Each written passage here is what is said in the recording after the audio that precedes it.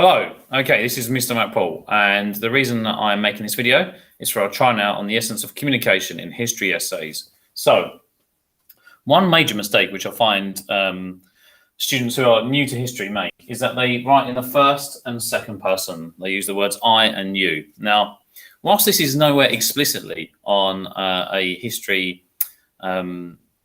marking scheme, it is a massive no-no. It's just not the way that we write in an academic style. So avoid using those pronouns of I and you in an essay. Instead, you should use the third person. So some historians could suggest, okay? So that is the expected style of an academic writer. If you do different A-level subjects which have extended writing, such as English literature, that will be expected in that field as well. So I would suggest to use strong vocabulary. You need to make your writing stand out.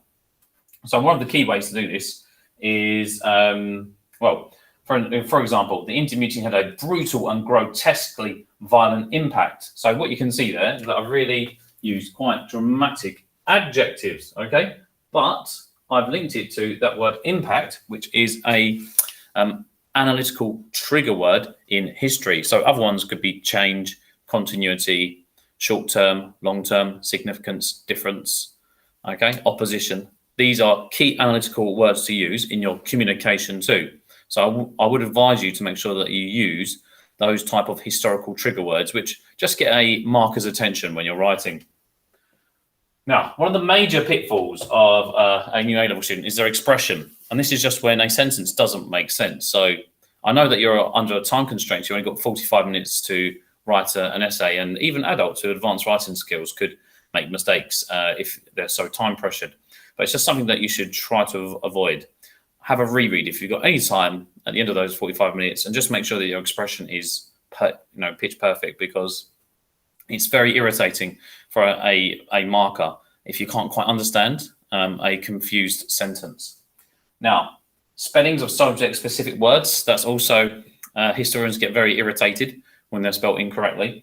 And my big thing that I would do, I just try and use a variety. So I know this is very English style, but the things about history, it's a very literate subject. Historians are very well read. They write very well. It's a bit like English in the past, okay? Using English literature skills, but applying it to the past. It's a very similar analytical skill set that people who study, students of English literature and students of history, have very similar skill sets. So what I'd advise is to use a variety of vocabulary, sentence structures, and punctuation.